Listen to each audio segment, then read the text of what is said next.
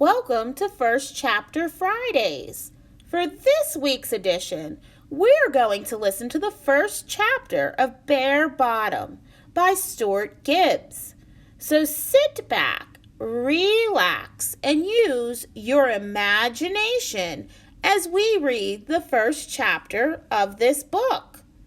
Chapter 1: The Selfie of Doom. My family was delayed on our return to the ranch because we were trying to prevent a tourist from getting mauled by an elk. We were leaving Yellowstone National Park, having spent the day exploring on our first vacation in 2 years.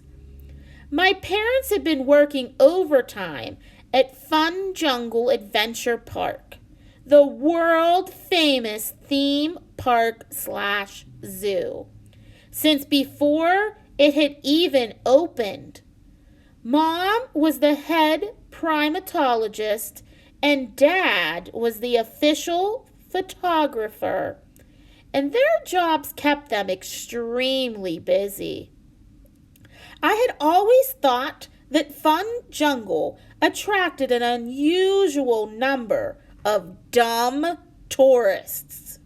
But at Yellowstone, I discovered that there were dumb tourists everywhere. It was the week after the 4th of July, and thus the height of tourist season. Yellowstone was flooded with visitors from all over the planet. That day, we had witnessed dozens of people doing incredibly bone-headed things, often directly in front of signs warning them not to do them, attempting to pet wild animals, climbing over the safety railings at scenic viewpoints, swimming in rivers with life-threatening rapids, and positioning their young children dangerously close to bison for photographs. 2 rangers had to arrest a college student who was about to use Monarch Geyser as a hot tub. Apparently, he hadn't realized that the 204-degree water would have boiled him alive. I had also overheard tourists ask the park rangers uninformed questions, such as, "What time do you turn off the Old Faithful geyser every night? Why do we have to stay on the hiking path when the deer don't? And where can we see the presidents carved into the mountain?" The answers were, "It's a geological feature, not a fountain. The deer are wild animals, and you're thinking about Mount Rushmore, which is 500 miles away in South Dakota."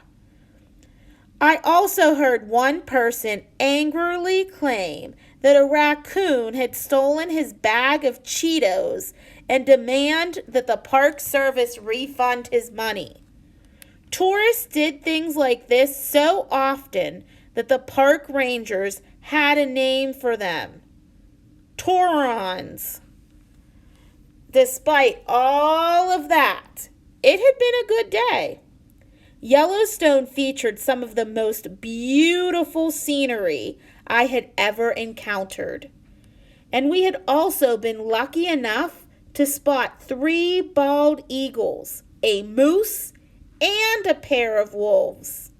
Plus, my girlfriend Summer was with us. Summer was 14, a little bit less than a year older than me. She was smart and fun and liked seeing wildlife and hiking as much as I did. Her father, J.J. McCracken, was the owner of FunJungle, and he had invited us to join him, along with a few other FunJungle employees, at his friend's ranch in West Yellowstone for a week. While my parents were big fans of Summer and her mother, Cadence, they were a bit wary of JJ, whose actions often concealed ulterior motives. However, the offer had been too good to pass up. A free place to stay, a flight on JJ's private jet, and a visit to one of Dad's favorite places on Earth. Mom and I had never been to Yellowstone, and Dad had always wanted to take us there. We had eagerly accepted the offer. Our group had arrived the evening before, too late to visit Yellowstone, so my parents and I had been raring to go that morning. JJ had some business to deal with. While Candace hadn't arrived yet, she was flying in from a fashion shoot in New York City. So Summer came with my family to see the park. Sydney Fairmeyer, the owner of the ranch, happily lent us a car. We were leaving the park in the late afternoon, on the road to West Yellowstone, when we saw the biggest Turon of the day. The road was picturesque, winding route along the bank of the Madison River. It was relatively free of traffic, which was unusual in Yellowstone, as the roads in the park were prone to traffic jams. Usually these were due to wildlife sightings, a bear, a moose, or even a common white-tailed deer could cause backups several miles long. But there were also plenty of car wrecks, often caused by Turons who had rented massive recreational vehicles that they couldn't control. So a wide open road through the gorgeous landscape was a pleasant surprise. The first thing that tipped us off that we were dealing with an unusually dumb tourist, even by Yellowstone standards, was the fact that he had abandoned his car in the middle of the road. Rather than taking a few seconds to pull over onto the shoulder, he had simply stopped, put on his hazard lights, and leaped out. He hadn't even bothered to shut his door. We nearly plowed right into his car as we came around a bend. For a moment, we feared he had stumbled upon an emergency situation. But then we saw what had caused the man to abandon his car in such a hurry. A small herd of elk grazing by the river. The Turon was trying to get a photograph of them. I understood why he wanted the photo. It was a spectacular scene. There were 5 females, 4 fawns, and a large bull watching over them. The fawns were adorable, certainly only a few weeks old, while the bull had an impressive 10-point rack of antlers. And amazingly, there were no other tourists around. Still, the man was making a very big mistake, in addition to having left his car in the road. Instead of keeping a respectful distance, he was trying to get as close as possible to the elk, trampling directly across the meadow toward them. This had put all the elk on alert. The bull looked particularly agitated, but I knew that a mother elk who felt her young were threatened could be very dangerous as well. Dad parked our car on the shoulder. I'm gonna see if I can talk some sense into this guy before he gets himself killed, he said, and hopped out.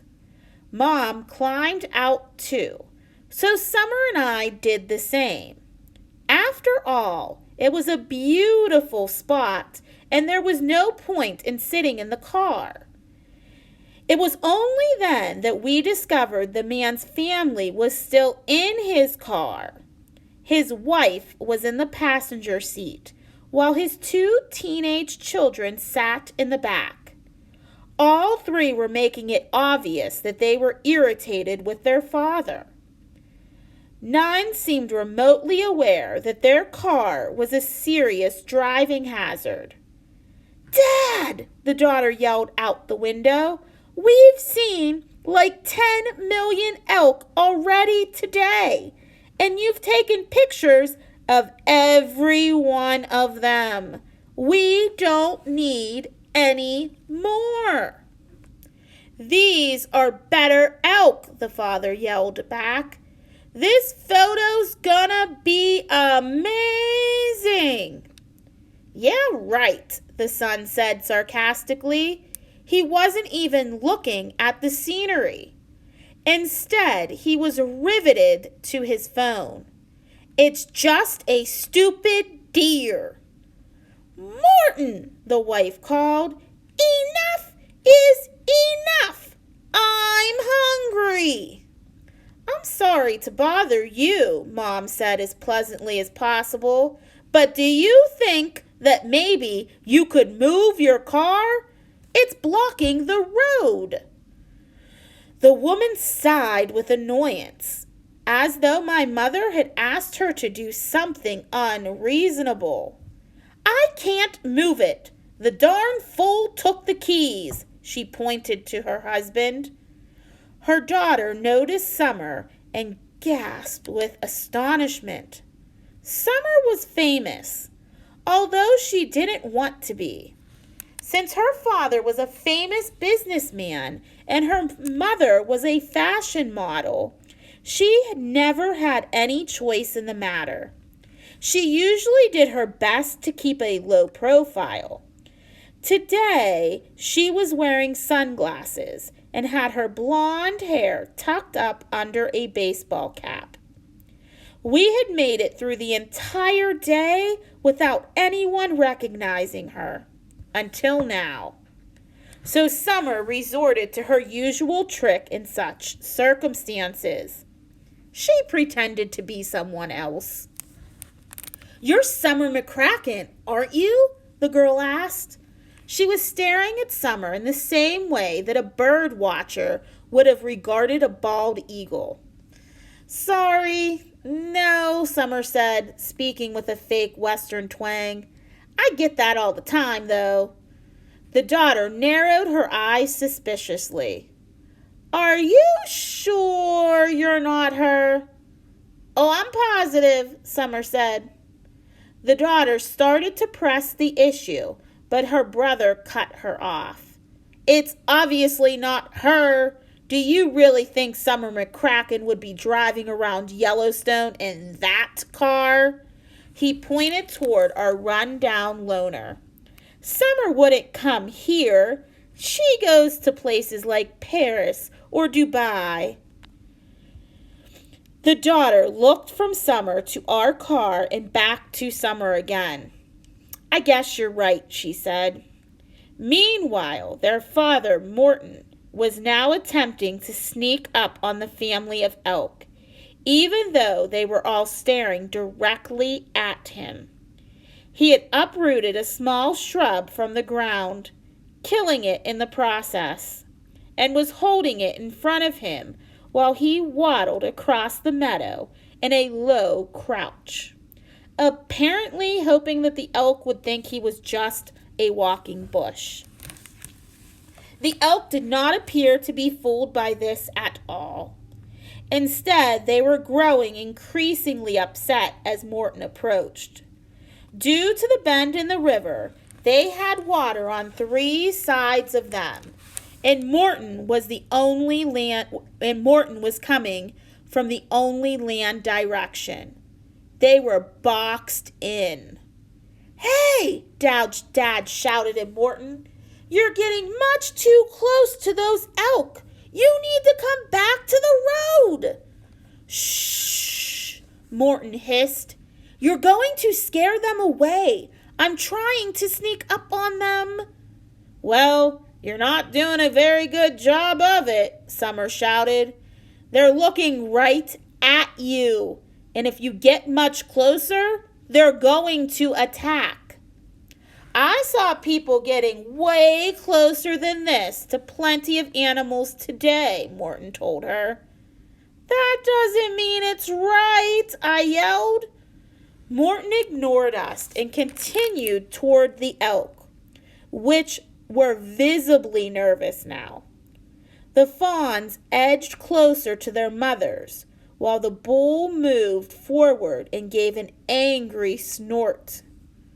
"Of course," Dad said, exasperated. As a professional wildlife photographer, Dad was extremely annoyed by the use of phone cameras.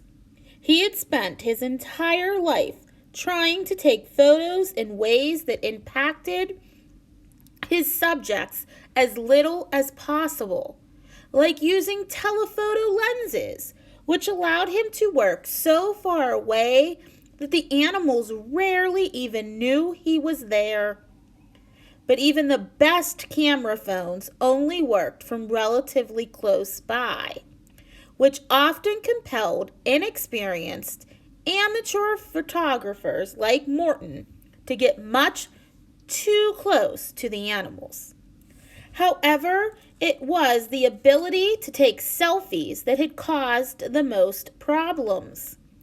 Since a selfie required photographers to turn their backs on their subject, it led to even more disruptive and often hazardous behavior. At FunJungle, there was at least one incident each day of a tourist tumbling backward into an exhibit while attempting to take a selfie. In the national parks, there was even more potential for disaster. A ranger had told me that selfie takers at Yellowstone were regularly falling off scenic viewpoints, riverbanks, canyon edges, and cliffs. Or like Morton, they were getting dangerously close to wild animals and then not paying attention to them. Mom, Summer, and I all started shouting at once, trying to get Morton to listen to reason or scare the elk off. I figured we had a much better chance of scaring the elk. Even Morton's family now grew concerned. They started shouting at him too. They even got out of the car to do it. Morton ignored us all. Even worse, he ignored the bull elk behind him, which was growing more and more perturbed. Since elk look somewhat similar to deer, many people don't realize exactly how powerful and threatening they can be. A bull elk can grow to over 8 feet long and weigh 750 pounds, which is far bigger than a black bear. With their sharp hooves and multi-pronged antlers, they can fend off full-grown mountain lions or do serious damage to dumb tourists. The bull behind Morton was a large specimen. It now pawed the ground and lowered its head, pointing its rack of antlers towards Morton's backside. "Morton, you idiot!" his wife screamed at the top of her lungs. "Look behind you!" "Why?" Morton asked.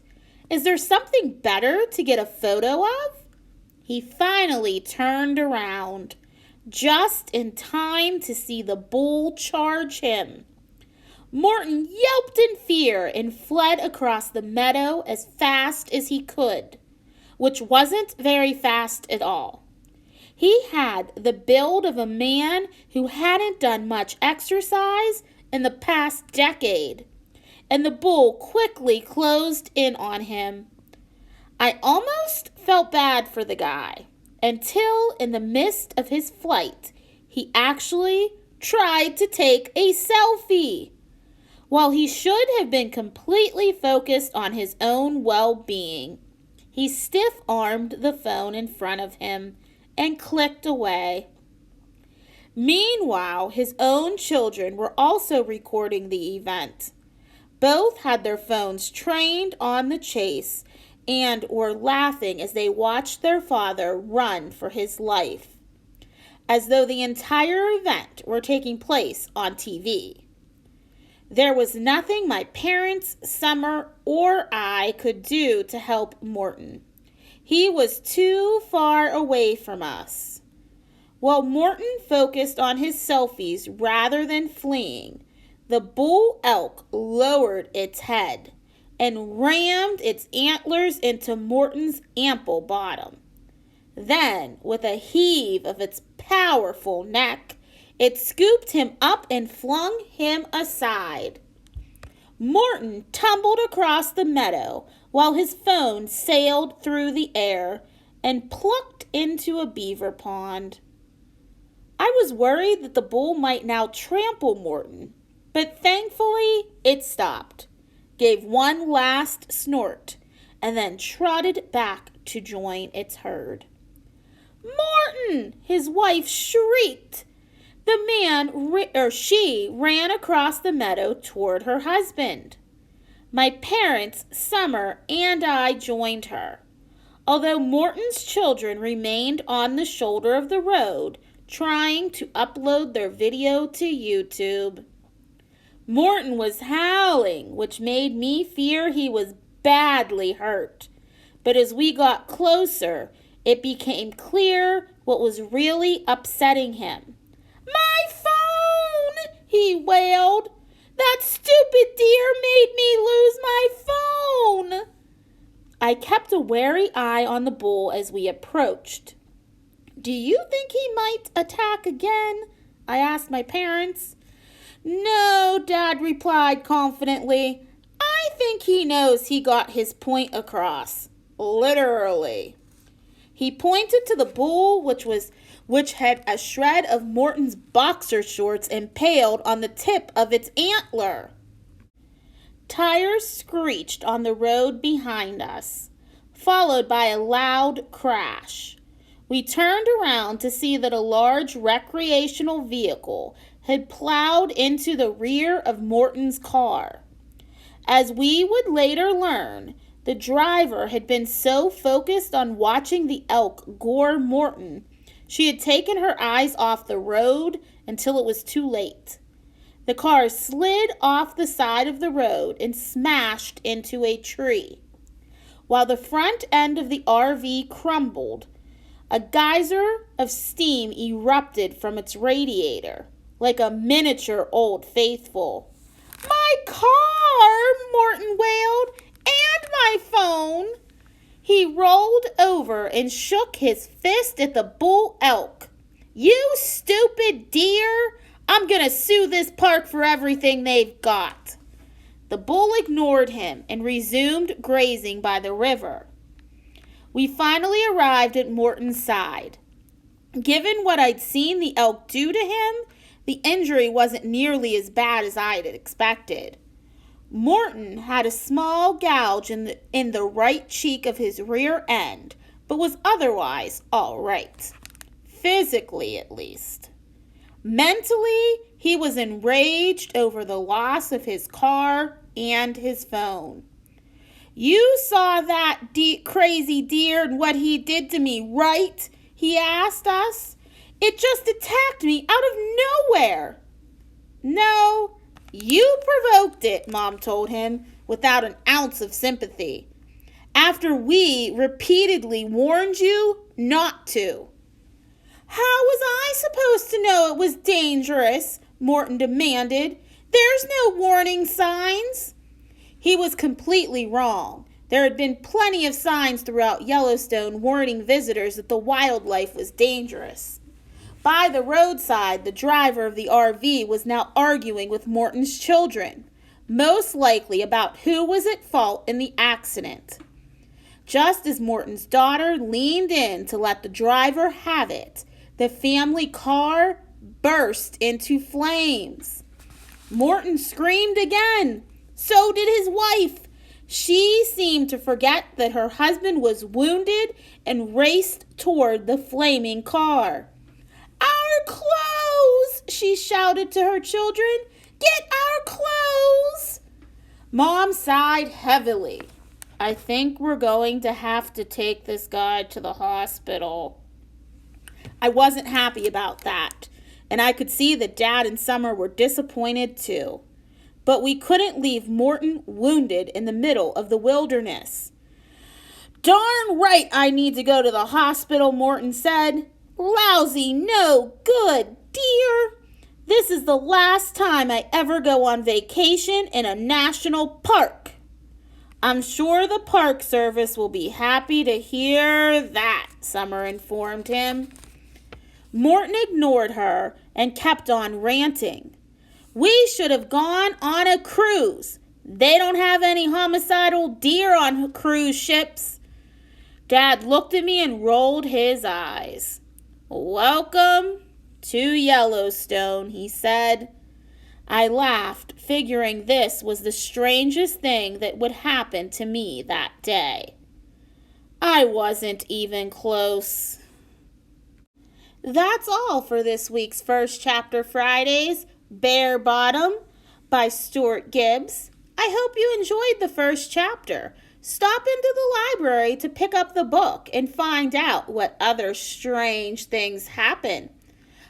I hope you enjoyed it. Please join us next time for First Chapter Fridays.